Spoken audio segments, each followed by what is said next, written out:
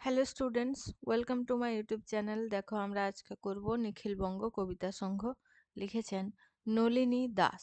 ঠিক আছে, এটা হচ্ছে একটা স্কুলে হস্টেলের মধ্যে কিছু ছাত্রীরা থাকে, তাদের গল্প।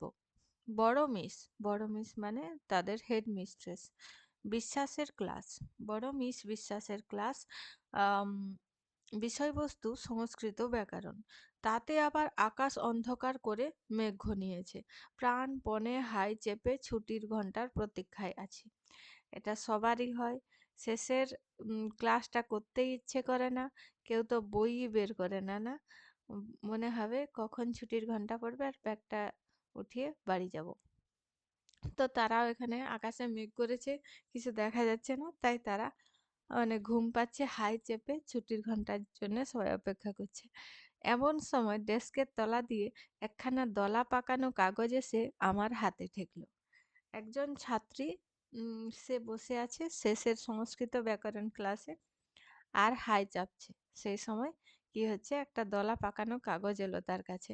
এমন চমকে গিয়েছিলাম যে আর একটু হলেই শব্দ করে ফেলতাম আর বকুনি খেতাম।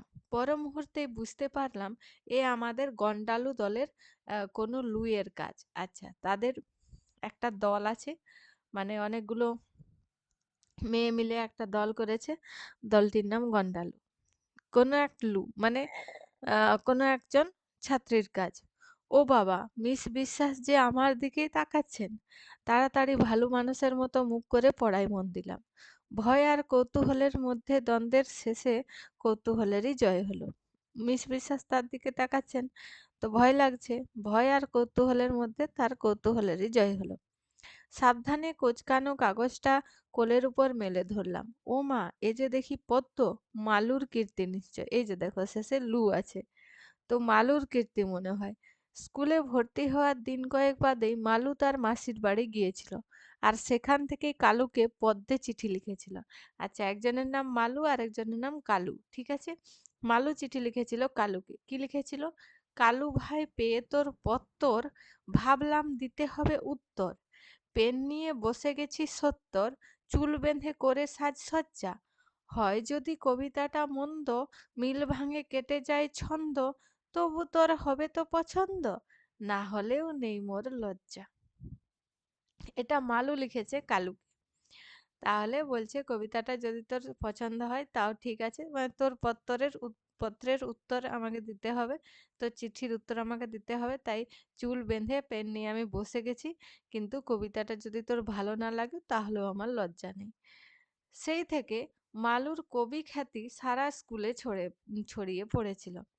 আমাদের ক্লাসে ১৯টি মেয়ে ছিল বলে মালুর সকলের নাম দিয়েছিল লম্বা একটি পদ্মে। আহ, আচ্ছা, মালু সকলের নাম দিয়ে লম্বা একটি পদ্য লিখেছিল, ঊনবিংশতি রত্নকথা। বিক্রমাদিত্যের সভাগৃহখানি ৯টি রত্নে গুণে ভরেছিল জানি। সংখ্যাটি আজি যদি বাড়ে কিবা ক্ষতি, রত্ন তো ৯টি নয় ঊনবিংশতি। কলিকালের রাজসভা কোথা থেকে পাবে বলো, ছোট ক্লাসরুম তারা করে থাকে আলো। প্রত্যেকটি মেয়ের নামে কয়েক ছত্র কবিতা লিখবার পরে নিজের বেলায় ফাঁকি দিয়েছিল। নিজ মুখে নিজ গুণ বলা নাহি যায়, শরমেতে কালি মোর কলমে শুকায়। তাহলে নিজের সময় বলার জন্য সে কি বলছে? নিজ মুখে নিজ গুণ বলা নাহি যায়, শরমেতে মানে লজ্জায় কালি কলমেই শুকিয়ে যাচ্ছে, লেখা যাচ্ছে না। তারপর থেকে স্থানে অস্থানে সময়ে অসময়ে কাটা কুলগাছের শোকসভায় কি পরীক্ষার্থিনীদের সংবর্ধনায় চাইতে না চাইতেই মালুর পদ্য প্রস্তুত। মিস বিশ্বাসের চোখ এড়িয়ে কাগজটা ভালো করে দেখলাম। এ কি ব্যাপার আজ? এ তো কেবল মালুর লেখা নয়, বাদলা হাওয়ায় সকলের মনেই কবিত্ব জেগেছে দেখি আজ। প্রথমে অবশ্য মালুর লেখা। হে বোনেরা মোর, ঝরে আঁখি লোর। লোর মানে চোখের জল। ঠিক আছে, কিবা গারো আজ কহ, সরি, কিবা গাবো আজ কহ, মানে কি গান করব আজ বলো। পচা পচা ক্লাস করে ১২ মাস, জীবন দুর্বিষহ। ক্লাসগুলোকে সে পচা পচা ক্লাস বলছে। ঠিক আছে, জীবন দুর্বিষহ মানে অনেক খারাপ হয়ে গেছে। তার চেয়ে অদ্য লিখিয়া পদ্য সারা পিরিয়ড ধরি, তাহলে আজকে কি করবে? সারা পিরিয়ড ধরে তারা পদ্য লিখবে, কবিতা লিখবে। নিখিল বঙ্গ কবিতা সংঘ আমরা স্থাপন করি। তাহলে তারা কি হচ্ছে? কবিতা সংঘ স্থাপন করলো। সারা পিরিয়ড ধরে তারা এমনি কবিতা লিখবে আর পড়া শুনবে না। সমস্ত কাগজখানা জুড়ে নানা রকম ছড়া, বড় বড় হরফে লেখা। আমরা দুজন আছি দলে, কাজল এবং বীণা বলে। ঠিক আছে? তাহলে কাজল আর বীণা দুজন দলে আছে। তারপরে লাল পেন্সিলে লেখা, মোরা তোমাদের সংঘ যোগ দেব আজি রঙ্গে, লেখা যদি হয় মন্দ, করিবে না তো ভাই দ্বন্দ্ব। তারপরে আরো লিখেছে যে আমরাও যোগ দেব, লেখা যদি খারাপ হয় তোমরা আমাদের সঙ্গে ঝগড়া করবে না তো। তারপরে প্রায় ডজন খানেক সই। ক্লাসের কোনো মেয়ে বাদ পড়েনি দেখছি। এক কোণে বুলু ছোট ছোট করে লিখেছে, আমি তো নিশ্চয়ই আছি, সংঘ শুরু হলে বাঁচি। ঠিক আছে? তাহলে সবাই বলছে হ্যাঁ, আমরা এরকম ভাবে কবিতা খেলবো সারা পিরিয়ড জুড়ে। অন্য কোণে কার লেখা? নাম দেওয়া নেই। কিন্তু এ কালু না হয়ে যাবে না। আমি তো ভাই মিল-টিল রেখে পদ্য লিখতে চাই। কিন্তু ছন্দ-টন্দ কিছু ঠিক থাকে না যে ছাই। তা বলে দল থেকে আমাকে একেবারেই বাদ দিয়ে দিবি কি তাই? আরেকটু হলেই হেসে ফেলছিলাম। ও বাবা! মিস বিশ্বাস যে আমার দিকে ঘন ঘন তাকাচ্ছেন। নিশ্চয়ই সন্দেহ করছেন। প্রশ্ন জিজ্ঞাসা করবেন নাকি? কি হবে? কিছুই তো শুনছিলাম না এতক্ষণ। বাঁচিয়ে দিল কালু। হাত তুলে সে নিজেই একটা প্রশ্ন করল। মিস বিশ্বাস তার দিকে তাকাতেই আমি চুপি চুপি লিখে ফেললাম। তাহলে কালু তাকে বাঁচিয়ে দিল। কি করে? যে তার মিস বিশ্বাসকে নিজেই একটা প্রশ্ন করল। ক্লাসের মাঝারে কবিতা রচনা। সুবিধা কি ভাই? কোন দিন শেষে ধরা পড়ে যাব বকুনি খাবো যে তবে। ঠিক আছে? সন্তর্পণে লেখা কাগজটা আবার মালুর হাতেই ফেরত দিলাম। ঠিক তখনই ক্লাস শেষ হওয়ার ঘন্টা পড়ে গেল ঢং ঢং করে। এইভাবে ক্লাসের মধ্যে আমাদের নিখিল বঙ্গ কবিতা সংঘের জন্ম হয়েছিল। কাজ শুরু করতে গিয়ে কিন্তু দেখা গেল মহা মুশকিল। অধিবেশন করার উপযুক্ত সময় পাওয়াই দায়। গন্ডালু দলের মানে আমরা ৪ বন্ধু মালু, কালু, বুলু আর আমি টুলু। ঠিক আছে? শেষে ওদের সবার লু আছে সেইজন্য তাদের নাম কি? গন্ডালু। উৎসাহ সবচেয়ে বেশি। কালুকে সভাপতি, বুলুকে তার সহকারী আর আমাকে কোষাধ্যক্ষ করে মালু নিজে হলো সংঘ সম্পাদিকা। ঠিক আছে? তাহলে কালু হলো কি? সভাপতি, বুলু হলো সহকারী আর টুলু হলো কোষাধ্যক্ষ আর মালু হলো সংঘ সম্পাদিকা। গাল ভরা নাম সব। কিন্তু সভা কই যে তার আবার সভাপতি? বাইরে থেকে যে মেয়েরা আসে তারা তো ক্লাস শেষ হতে না হতেই বাড়ি চলে যায়। টিফিনে মাত্র আধ ঘন্টা ছুটি। তখন টিফিন খাবো না কাব্যি করব? অবশেষে বাইরের মেয়েরা ছেড়ে দিল। কেবল বোর্ডাররাই মেম্বার হলো। কোষে ২০০ টাকাও জমা পড়ল। কিন্তু সভা করব কখন? ঠিক আছে? তাহলে বোর্ডার মানে যারা হস্টেলে থাকছিল। ঠিক আছে? তারাই মেম্বার হলো। আর ২০০ টাকা তারপর জমা পড়ল। মালু বলল, "সাহিত্য চর্চা তো আর ১০-১৫ মিনিটে হুড়মুড়িয়ে সারা যায় না। অন্তত ঘন্টা ২ বসতে হবে সকলকে।" বুলু বলল, "তবেই হয়েছে। সকালে পড়া, বিকেলে খেলা, সন্ধ্যায় আবার পড়া, তারপরে খাওয়া আর ঘুম। ২ ঘন্টা সময় একসঙ্গে ফাঁকা পাবে কখন শুনি?" আমি বলতে গিয়েছিলাম রবিবার দুপুরে, কিন্তু কথাটা শেষ না হতেই কাজল, ললিতা আর বিজলি আপত্তি করল। "বারে, রবিবার তো বাড়ি যাই আমরা।" মালু বলল, "তাহলে শনিবার বিকেলে।" এবার আপত্তি তুলল বিনা, হাসি আর নন্দিতা। "আমাদের যে গানের ক্লাস থাকে শনিবার বিকালে।" কালু রেগে বলল, "তবে ক্ষান্ত দে, নাচ শিখবি, গান শিখবি, বাড়ি যাবি আবার কাব্যিও করবি, অত শত পারা যাবে না।" কাজল আর বিনাও চটে গেল। "তবে অমন সভা চাই না, আমাদের নাম কেটে দে।"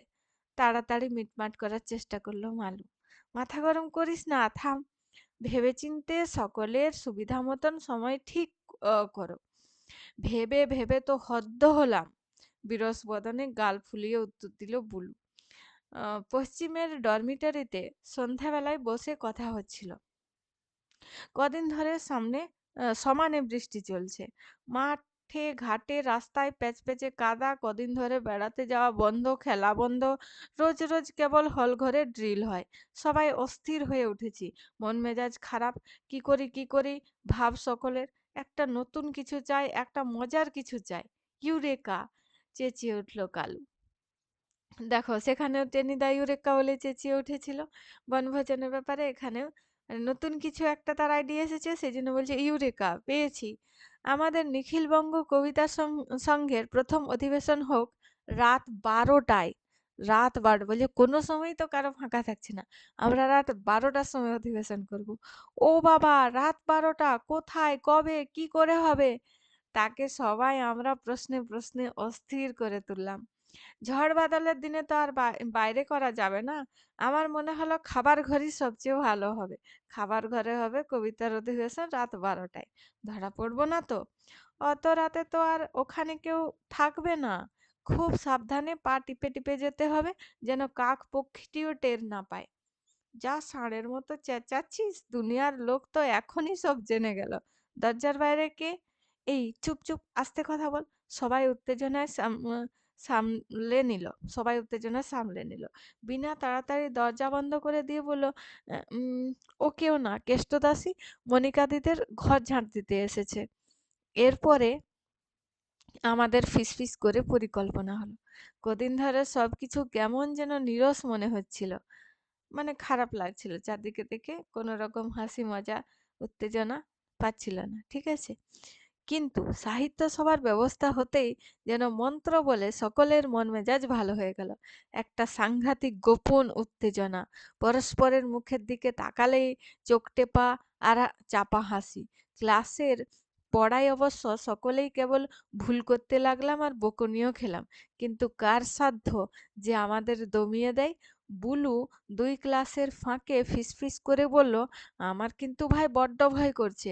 মনিকাদিদের যেন কেমন রাগ রাগ ভাব। তবে কি?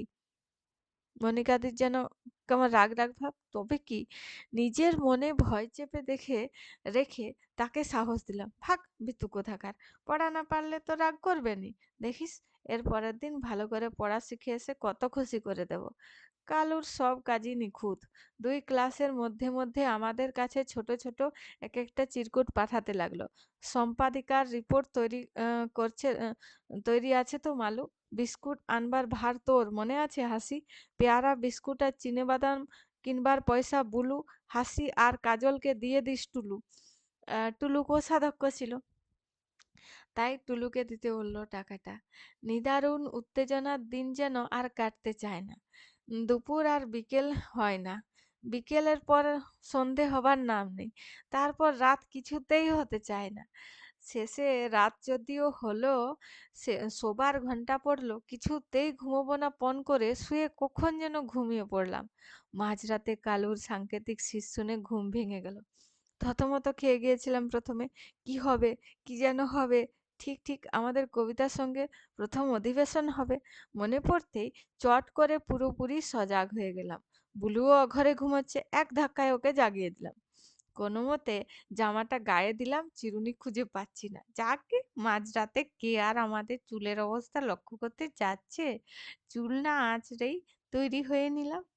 ততক্ষণে মালু আর কালু গিয়ে পূর্ব দিকে ডরমিটারির মেয়েদেরও ডেকে নিয়ে এসেছে। খালি পায়ে অতি সাবধানে আমরা নিঃশব্দে সিঁড়ি দিয়ে একতলায় নেমে চললাম। কিচ! সিঁড়ির দরজা সামান্য শব্দ করতে কালুর চাপা ধমক, আস্তে! কানে কানে বুলু বলল, ও বাবা, ভয় করছে।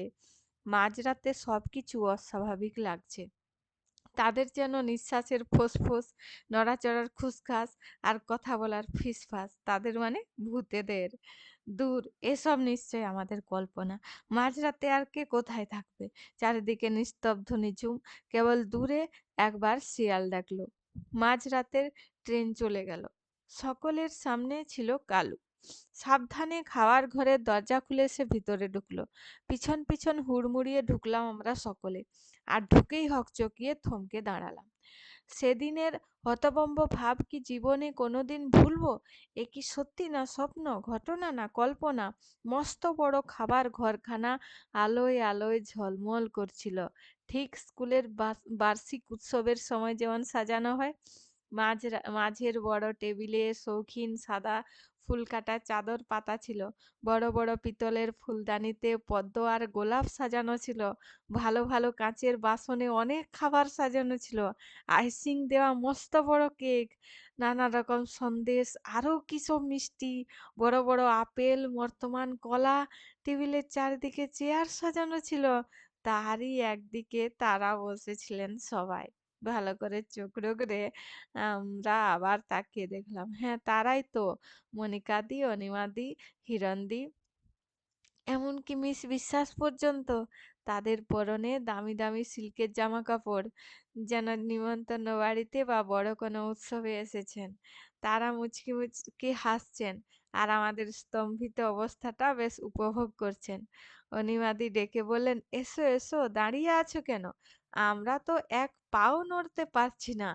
ঘড়ি দেখে নিয়ে মনিকাদি কালুকে বললেন, সভার কাজ শুরু করে দাও সভানেত্রী।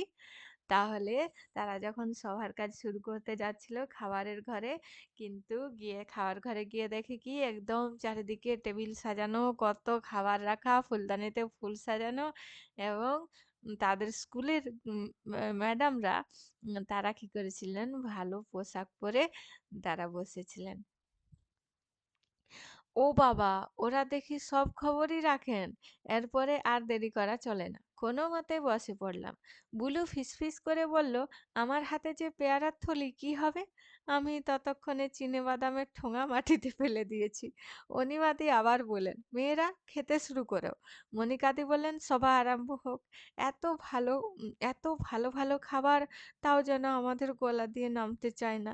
আর এমন সপ্রতিভ ডানপিটে মেয়ে কালু, সেও অপ্রস্তুতভাবে কাঁপা গলায় শুরু করলো, ভদ্রমহিলা আর মহোদয়গণ।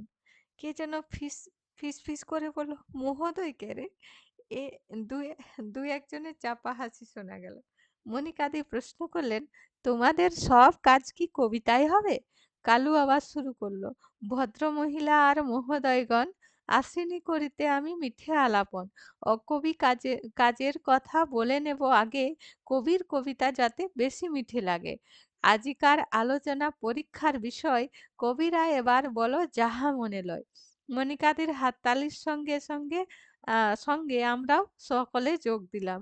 হঠাৎ বুলুর হাতের পেয়ারার থলি কেটে গিয়ে ডজন খানেক ডাঁসা আর কাঁচা পেয়ারা মাটিতে ধপাধপ পড়ে চারিদিকে নিরুদ্দেশে যাত্রা করেছে। কিন্তু আমরা কিছুই শুনিনি, কিছুই জানি না, মুখ করে রয়েছি। তারপর কাজলের পালা। দিদিমণি শোনো, ছাত্রীর আবদার শোনো, পরীক্ষা পাস করি যেন, আর মোর সাধ নেই কোনো। আমরা চেঁচাবো যত খুশি, ক্লাসে যদি না যাই, না যাব, হেসে দেব অকারণে হাসি। কোনোদিন বই নাহি ছোবো, তবু যদি পরীক্ষা হয়, পাস করে দিও নিশ্চয়। এবার চটাপট হাততালির পালা। ততক্ষণে মেয়েদের উৎসাহ আর সাহস বেড়েছে। দুরু দুরু বক্ষে আমি শুরু করলাম এবার।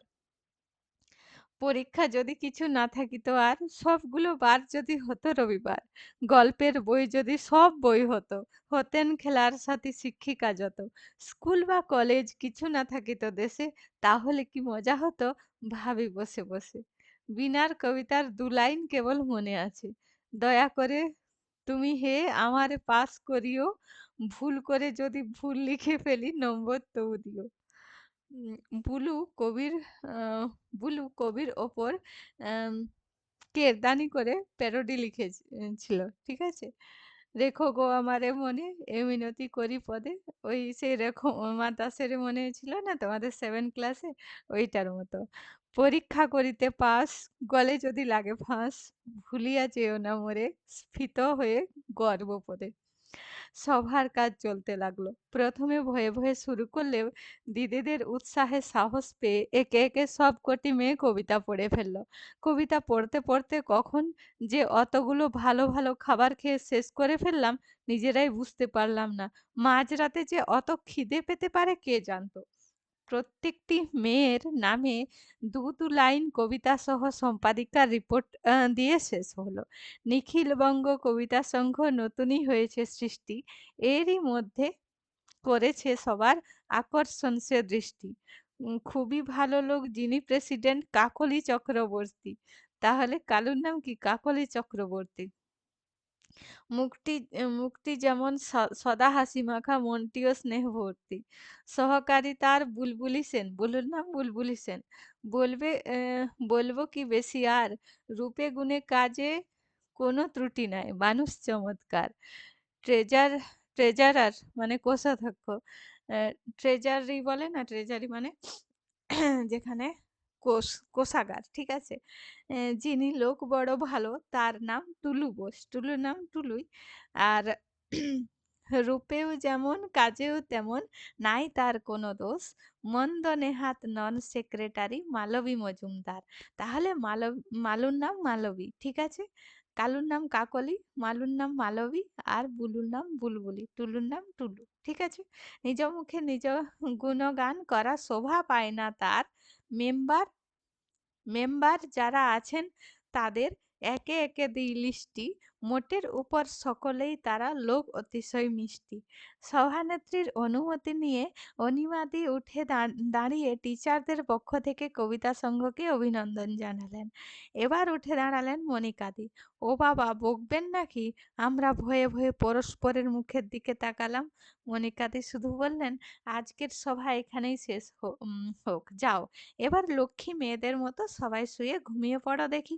আর কি আমরা দাঁড়াই সেখানে? এরপর কয়েকদিন আমাদের কি যে ভয়ে ভয়ে কাটলো কি বলবো! কিভাবে আমাদের গোপন সভার কথা ফাঁস হয়ে গিয়েছিল সেটা আজ পর্যন্ত জানি না। হয়তো কেষ্টদাসী আড়ি পেতে শুনে দিদিদের বলে দিয়েছিল, কিংবা হয়তো অনিমাদি পাশের বারান্দা দিয়ে যেতে যেতে আমাদের কথা শুনে ফেলেছিলেন। প্রথমে আমরা যা চেঁচাচ্ছিলাম! আমাদের বিস্কুট, পেয়ারা, চিনেবাদামের কি গতি হয়েছিল তাও জানতে পারিনি। আমরা তো সেগুলি খাবার ঘরের মেঝেতে ফেলে রেখে চলে এসেছিলাম। আমাদের কি আর সেসব ভাবনার অবসর ছিল? কখন টিচারদের ঘরে ডাক পড়বে, কত না জানি বকুনি খেতে হবে, তার জন্যই আমরা দুরু দুরু বক্ষে অপেক্ষা করছিলাম। কি না জানি শাস্তি পাবো সেই ভয়েতে আমরা তখন অস্থির। টিচারদের ঘরে ডাক অবশ্য পড়ল। কিন্তু কি আশ্চর্য! শাস্তি দূরে থাক, বকুনিও খেলাম না। মাঝরাতের সভার নাম পর্যন্ত কেউ উচ্চারণ করলেন না। কেবল আলোচনা হলো সাহিত্য সভার উপযুক্ত সময় কিভাবে পাওয়া যেতে পারে। ঠিক হলো যে এম এর পরের সপ্তাহ থেকেই সোম, মঙ্গল, বুধ এবং বৃহস্পতিবারের সকাল সন্ধে পড়ার ঘন্টা ১৫ মিনিট করে বাড়িয়ে দেওয়া হবে। আর তার পরিবর্তে শুক্রবার সন্ধ্যাবেলা পড়ার ঘন্টা বন্ধ থাকবে না। আর মেয়েদের সাহিত্য সভা, গানের আসর আর অভিনয় জাতীয় কিছু হবে। কোনো কিছু হবে। আর অনিমাদি আমাদের লেখাগুলির প্রশংসা করলেন। আমরা যেন লেখার অভ্যাস না ছাড়ি এ কথা বারবার বললেন। মনিকাদি মন্তব্য করলেন, অবশ্য সবসময় পরীক্ষা বিরোধী কবিতা লিখো না। ঘর থেকে বেরোতে বেরোতে ফিসফিস করে কালু বলল, আমাদের দিদিদের মতন ভালো টিচার কি কোনো স্কুলে আছেন? উৎসাহ উৎসাহ উজ্জ্বল মুখে মালু বলল, তাদের মুখ রাখতে হবে, সাহিত্য সভাকে ভালো করে গড়ে তুলতে হবে। সত্যি আজকাল আমাদের সাহিত্য সংঘ যা জমজমাট হয়েছে কি বলবো। সপ্তাহে সপ্তাহে অধিবেশন হয়, একটা হাতে লেখা পত্রিকাও বেরিয়েছে, ক্লাসের সব মেয়েরা যোগ দিয়েছে, সকল সকলেরই লেখার আশ্চর্য উন্নতি হয়েছে, তবে বিশেষ করে গন্ডালু দলের। আহ, এই হলো তোমাদের আহ, এই এই পাঠটি, নিখিলবঙ্গ কবিতা সংঘ। কেমন লাগলো জানাবে। আচ্ছা, এরপরের এর তো কোনো প্রশ্ন উত্তর নেই। যদি তোমাদের পরীক্ষাতে এর প্রশ্ন উত্তর আসে তাহলে আমাকে কমেন্ট করে জানাবে। এর মধ্যে থেকে যা যা প্রশ্ন উত্তর হওয়া সম্ভব আমি তা বলে দেব উত্তর সহ। এখানে আছে সবুজ জামা, বীরেন্দ্র চট্টোপাধ্যায়। এটি আমরা পরের ভিডিওতে করব। আজকের ভিডিওতে এই পর্যন্ত। ভিডিওটি শেষ পর্যন্ত দেখার জন্য অসংখ্য ধন্যবাদ।